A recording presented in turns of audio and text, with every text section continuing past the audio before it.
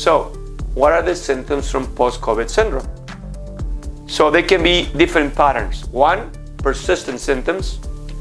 They were fine and now they got symptoms again, so new onset. And other ones, their symptoms change. They go from one organ to another organ. They get fatigue, headache, and then develop shortness of breath, and then later anxiety, chest pain, etc. So it's very difficult to actually differentiate from post-COVID from other diseases sometimes. So it's like we call it the umbrella term because it involves a lot of things. It's important to know that even the patient had very mild symptoms or asymptomatic, they can still develop post-COVID syndrome. What are the most common symptoms they complain of? Fatigue, shortness of breath, cough, joint pain, chest pain. So you can see they could be any organ, but usually the three more important things are cough and shortness of breath and fatigue. Older people complain a lot about cognitive or psychological issues, anxiety mainly. So the three definitions that I want you to understand is the acute COVID, the ongoing symptomatic COVID, and the post-COVID, or what we call the long COVID. The acute COVID is the one that you have an infection, usually lasts no more than 4 weeks, you recover and you're fine. The ongoing is people who get sick and their symptoms remain for 4 weeks to 12 weeks. After 12 weeks, obviously, they recover. But the majority of these patients, they go for the long COVID, which the definition tells us that is up to 12 weeks or more. I have patients in my office that they've been sick for 6 months, 8 months, or up to a year. And you can name all the different symptoms they develop. Psychological, depression, anxiety. They get ear, nose, and throat with tinnitus, headache, sore throats, abdominal pain, nausea, diarrhea, joint pains, cognitive impairment, sleep disturbances. That's one big thing that people complain.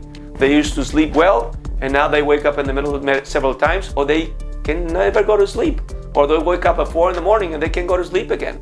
So there's the variety of symptoms is dramatic. I mean, it's everywhere. So anybody can start seeing post-COVID symptoms, any specialty. In another series from the CDC, they talk about 3 things. Well, 4. The shortness of breath, especially when they climb stairs and they walk long distances. Fatigue, all the time they feel tired. The malaise, the brain fog. They feel like they don't remember things the way they used to. Their cognitive impairment, the cough and the chest pain. But you can see all the symptoms they can present. Another from the CDC, fatigue. A lot of people, they lose their smell or their taste and they take months to recover. And the shortness of breath, that's from the CDC. Another source, brain fog, fatigue, and shortness of breath. Another one, this is from the United Kingdom. They talk again, fatigue, shortness of breath, muscle ache, difficulty concentrating. So you can see the numbers, 1 in every 2 or 1 in every 3 have the symptoms. It's very, very common. This is another one from the Sun, and it tells you in percentages, how often do they see that? Here, fatigue, 58%. You see headaches, 44%, shortness of breath, 24%, hair loss, 25%. And then the smell and the taste in the 20%. So it's extremely common. Again, fatigue, attention loss. So you can see that the same things repeat over and over and over. And they're usually a reason to see a doctor. Fatigue, shortness of breath, cognitive disorders. So what's the definition?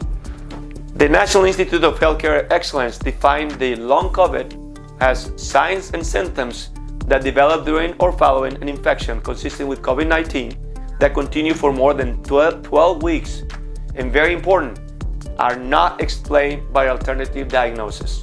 So if you still have symptoms after 12 weeks and it's related to COVID, we call it long COVID. So again, acute COVID, up to 4 weeks, ongoing symptomatic COVID, 4 to 12 weeks, and post-COVID after 12 weeks. And not explained by alternative diagnosis. So if you still have symptoms after 12 weeks, you need to see a doctor because they need to look for alternative diagnosis. If everything is negative, then you can attribute it to post-COVID syndrome. Don't just label somebody with symptoms after 12 weeks as a long COVID or post-COVID syndrome. 0 to 4 weeks, 4 to 12 weeks, 12 or more weeks. Again, the same. So, long-term COVID, signs and symptoms continue or develop after acute phase of COVID-19, and there go ongoing symptomatic COVID or post-COVID syndrome. The World Health Organization made the definition that I just explained to you, and they talk about 3 months after the onset, and at least lasting for 2 months. So the symptom needs to continue or start after 3 months from the initial infection, and they should last for at least 2 months.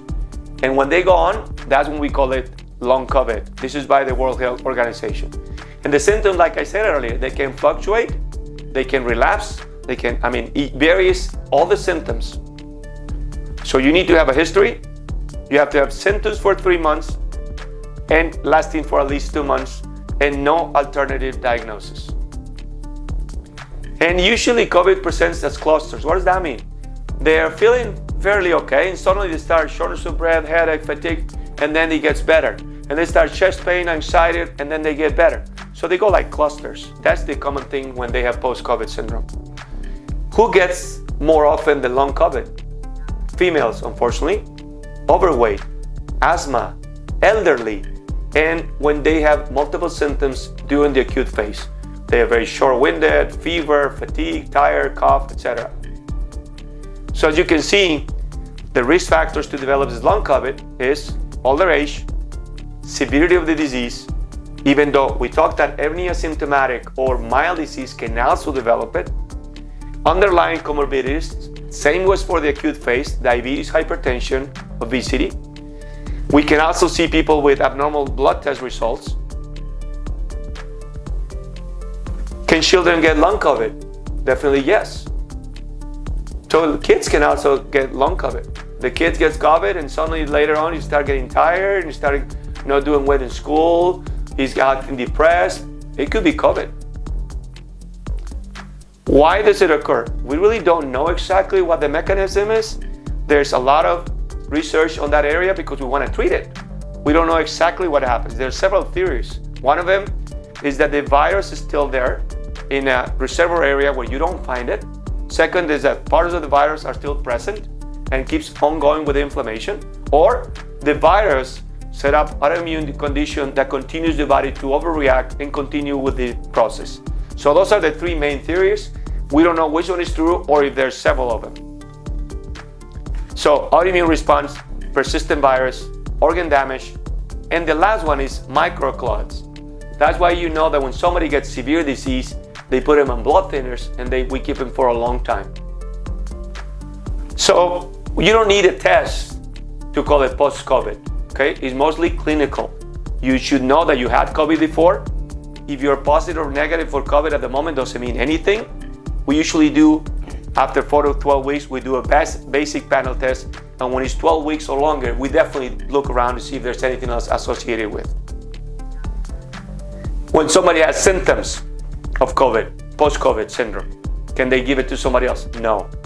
It's not contagious. So if somebody's having symptoms, even if they have a persistent COVID test, doesn't mean anything. They're not contagious to give it to other people. There are sometimes people that we're seeing because this disease is recently diagnosed since 2019, 2020, that some people after a year or so, they finally start to recover.